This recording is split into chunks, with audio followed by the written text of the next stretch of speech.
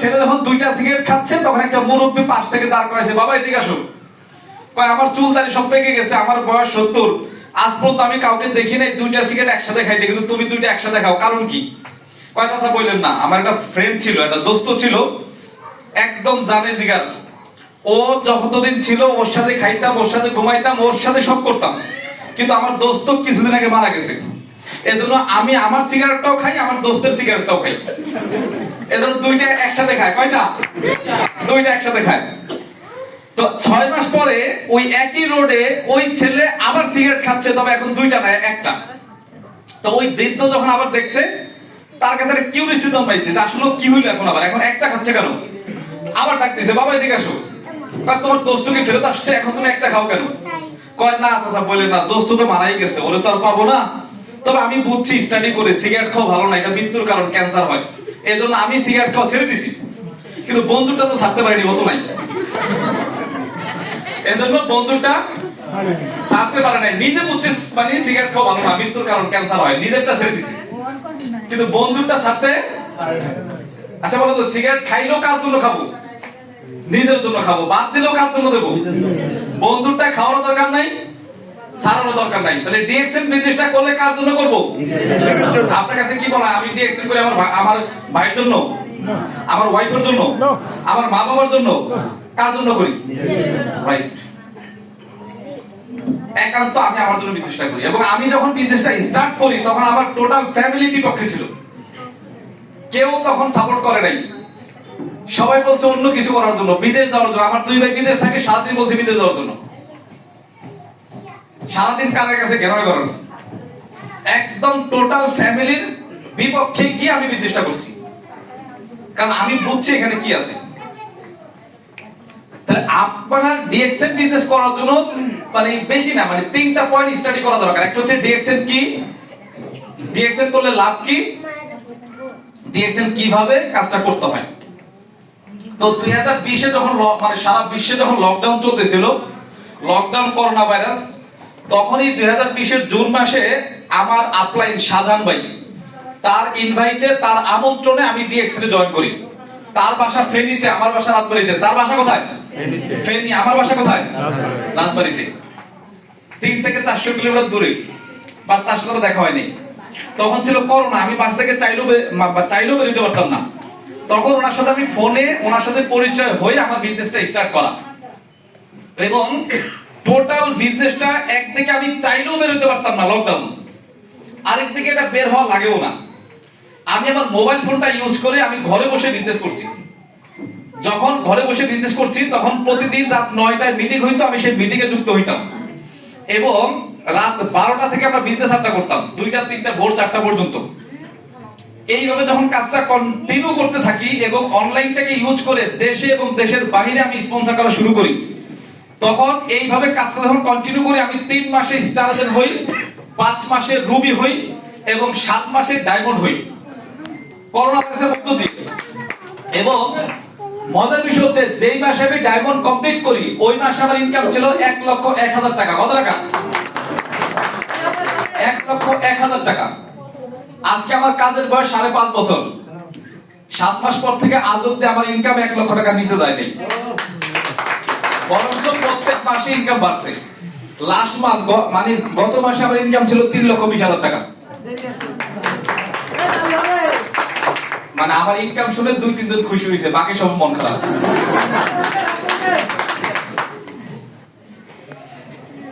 এইটা আপনাদেরও সুযোগ আছে, এইটা ভেবে খুশি হওয়া দরকার, নাকি বলেন? এখন প্রশ্ন হচ্ছে, এই যে 7 মাসে যে আমি ডায়মন্ড কমপ্লিট করলাম, আমি আমার আপলাইনকেও দেখি নাই, আমি ডিএক্সএল কোন অফিসও দেখি নাই, ম্যানেজমেন্ট দেখি নাই, লিডার দেখি নাই, কাউকে দেখি নাই। 8-9 মাস পরে করোনা যখন একটু শিথিল হয়, তখন ঢাকাতে একটা প্রোগ্রাম হয়। ওই প্রোগ্রামে গিয়ে আমি আমার ওই আপলাইন শাহজাহান ভাইকে দেখি। শাহজাহান ভাই তখন ওই স্যারদের সাথে পরিচয় করায় দেয়, রাজবাড়ী থেকে ব্যবসা করতেছে। তখন আমার বলতে শুরু করলো যে লকডাউন লিডার। এই যে বিষয়টা, এখন বিষয় হচ্ছে যে আপনি যেখানেই থাকেন ওখান থেকে বিজনেস করতে পারবেন। জাস্ট 3টা প্রশ্নের উত্তর আপনার মধ্যে থাকা দরকার। আপনার ফ্যামিলি জানে বা মানে জানুক বা না জানুক, আপনার মা বাবা জানুক বা না জানুক, ভাই বোন জানুক বা না জানুক, আপনার জানা উচিত আপনি কেন ডিএক্সএন করছেন। তাহলে 1 নম্বর হচ্ছে ডিএক্সএনটা কি, 2 নাম্বার হচ্ছে ডিএক্সএন করলে আপনার লাভ কি, আর 3 নাম্বার হচ্ছে কিভাবে করবেন আপনি। এই তিনটা প্রশ্নের উত্তর জানলে না, আমাদের স্যার কিন্তু আজকে অনেক ভালো ভালো ইনফরমেশন দিয়ে গেছে, গুরুত্বপূর্ণ ইনফরমেশন দিয়ে গেছে। জাস্ট আমি কয়েকটা মেন পয়েন্ট বলবো। সেটা হচ্ছে দেখেন, আমাদের কোম্পানির নাম কি? ড্যাক্সিন, DAXEN, ড্যাক্সিন। এটা হচ্ছে চাইনিজ ওয়ার্ড, ইংলিশ হচ্ছে বিলিভ বা ট্রাস্ট, বিশ্বাস বা বিশ্বস্ত। এই মাঝখান থেকে দুইটা ভাওয়েল উঠাই দিয়ে সংক্ষেপে আমরা বলি কি? ডিএক্সএন। অনেকেই প্রশ্ন করবে ডিএক্সএন এর পূর্ণরূপ কি।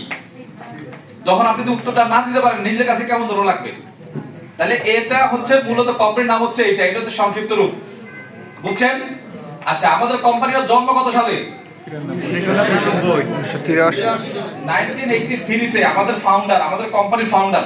আপনারা জানলেও অবাক হবেন। বিশ্বাস করেন, কোনো কিছু শুরু করার আগে তার গোড়া জেনে শুরু করবেন, যাতে কোথাও কেউ আপনাকে আটকাইতে না পারে, কোথায় কেউ আপনাকে আটকাইতে না পারে। একটা কারণ। আর 2 নাম্বার কারণ হচ্ছে যখন আপনি গোড়া জানবেন, বেসিকটা জানবেন, তখন আপনার ভিতরে বিলিফটা স্ট্রং হবে, বিশ্বাসটা স্ট্রং হবে। আমাদের ফাউন্ডার, তার 2টা পরিচয়। কয়টা পরিচয়? 2টা পরিচয়। একটা ধাতুক, একটা ডক্টর। মালয়েশিয়াতে ধাতুক বলা হয় যারা ফিনান্সিয়ালি ফ্রিডম, ডক্টর তো আমরা বুঝি। তখন উনি 1983 তে গবেষণা শুরু হলো মাশরুম নিয়ে। কি নিয়ে? মাশরুম নিয়ে। যে মাশরুম মানুষ কিভাবে মেডিসিন না খেয়ে সুস্থ থাকতে পারে, রোগ মুক্ত থাকতে পারে। তখন এই মাশরুম নিয়ে যখন স্টাডি করে, তখন আমাদের কোম্পানির ফাউন্ডার, তখন উনি দেখলো যে সারা ওয়ার্ল্ডের মধ্যে প্রায় 38,000 প্রজাতির মাশরুম আছে। কত হাজার? এর মধ্যে 36,000 প্রজাতির মাশরুম হচ্ছে খাওয়া যায় না, আর 2,000 প্রজাতির মাশরুম খাওয়া যায়। এর মধ্যে 1800 মাশরুম হচ্ছে সবজি মাশরুম, যেটা বাসায় রান্না করে খায়, আর 200 মাশরুম হচ্ছে ঔষধি গুণ সম্পন্ন মাশরুম। এই 200 মাশরুমের মধ্যে আবার 6টা মাশরুম আছে যার মধ্যে স্পেশালি ঔষধি গুণটা বেশি।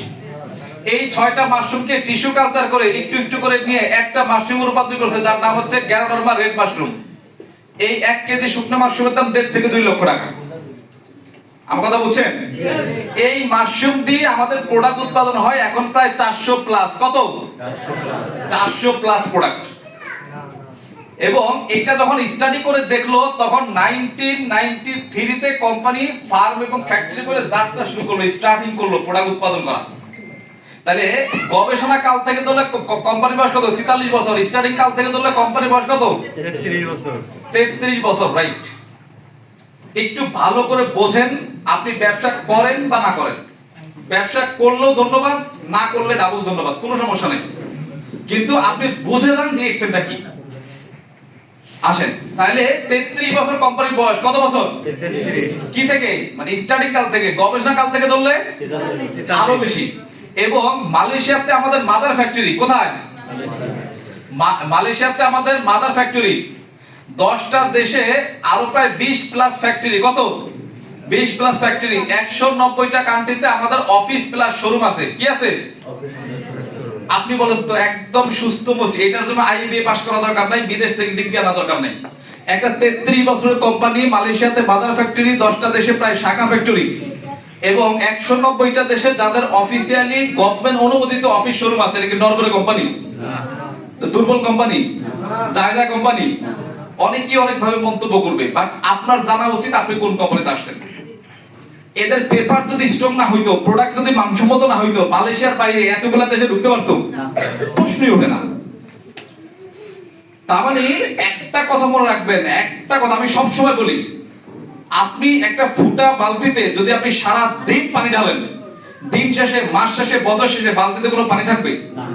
আপনার পানির মধ্যে কোনো কমতি ছিল না, পরিশ্রমও ঘাটতি ছিল না, শুধু বালতি ফুটা হওয়ার কারণে আপনার পরিশ্রম টেকে নাই। ঠিক ডিএক্সএন যদি বালতি হয়, আপনার সময়, শ্রম, মেধা হবে কি? পানি। তাহলে ডিএক্সএন যদি ফুটা বালতির মতো না হয়, তাহলে আমাদের সময়, শ্রম কাজে লাগবে কিনা? এবং আমার লাগছে। গত 5.5 বছরে এখন আমার টিমে প্রায় 145টা দেশের 90,000 কনজিউমার। 145টা দেশের 90,000 কনজিউমার। 100 প্লাস কান্ট্রি থেকে মাল্টি কারেন্সি আমি ইনকাম করি। 90,000 কনজিউমার, যে যেখান থেকে প্রোডাক্ট কিনে আমি ইনকাম পাই। এখন 190টা দেশে কি আমি গিয়েছি? না। একদম সিম্পল হিসাব।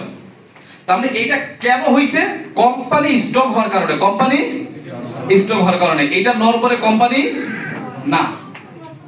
তার মানে আমরা যেটা বুঝলাম যে এই কোম্পানিটা স্ট্রং, কোম্পানি এস্টাবলিশড। এখন প্রশ্ন হচ্ছে আমার আপনার লাভ কি? আমি বুঝলাম কোম্পানি ভালো, কোম্পানি ঠিক আছে, ওকে ফাইন। এখন আমার আপনার লাভটা দরকার আছে না? একটা কৃষক যদি সকাল 8টার সময় মাঠে যায়, বিকাল 5টা 6টা পর্যন্ত মাঠে কাজ করে, রোদ বৃষ্টি ঝড় তুফান উপেক্ষা করে, কেন জানেন?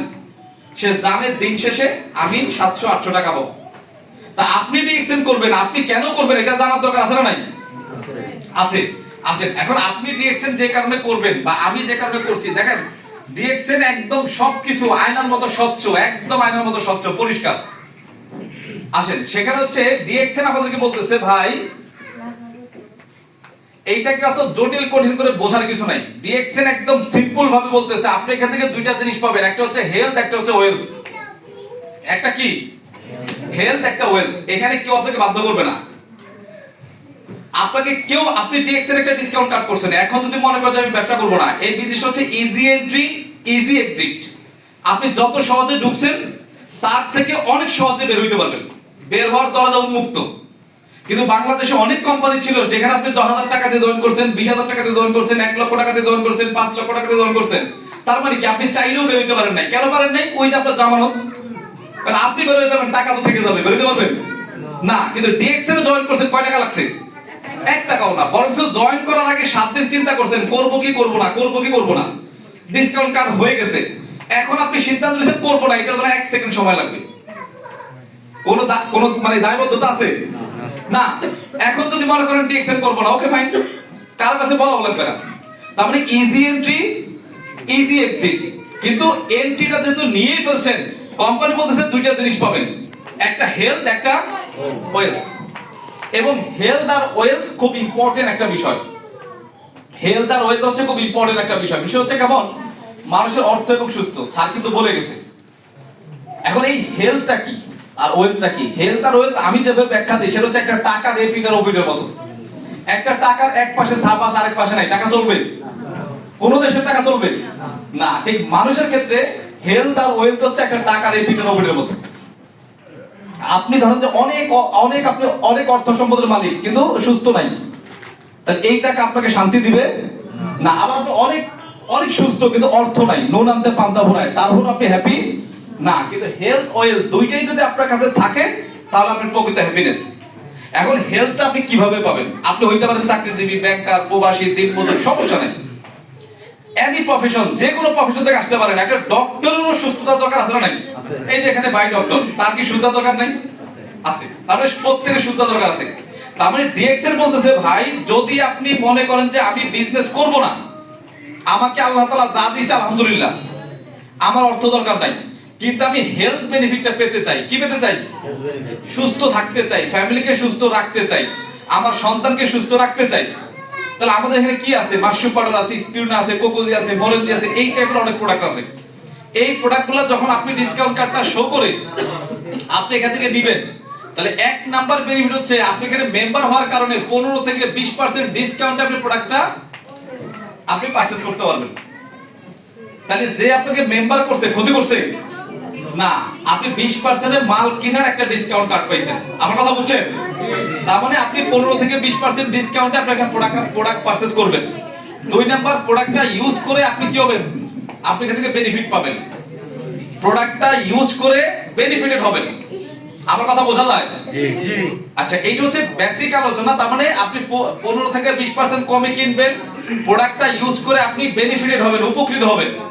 এরপর আপনি চাইলে এমআরপি তে বিক্রি করে নগদ লাভও করতে পারেন, আবার মাস শেষে একটা লভ্যাংশ পাবেন।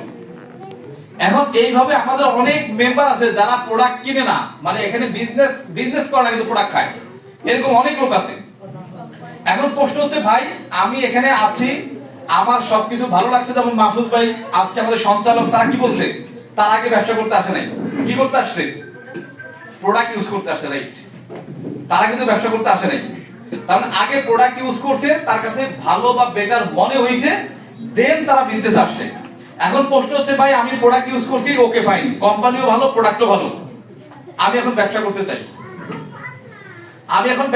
চাই। যারা বলবে যে প্রোডাক্টও ভালো, কোম্পানি ভালো, সিস্টেম ভালো, ঠিক আছে, বাট আমি এখন বিজনেস করতে চাই, তাহলে কি করা যাবে? এখন হচ্ছে আমাদের লাভ। এখন কি আমাদের লাভ। বিজনেস করতে গেলে আপনাকে কিছু কাজ করা লাগবে। আর যদি প্রোডাক্ট ইউজ করেন, কোনো কাজ করার দরকার আছে? শুধু টাকা দিবেন, মনিটরের কাছ থেকে প্রোডাক্ট দিবেন, খাবেন, আপনি পণ্যের উপকার পাবেন। কিন্তু বিজনেস করতে হইলে আপনার কিছু কাজ আছে। আচ্ছা, মাইক্রোফোন ছাড়া শোনা যায় না আমার কথা? ভালো শোনা যায়।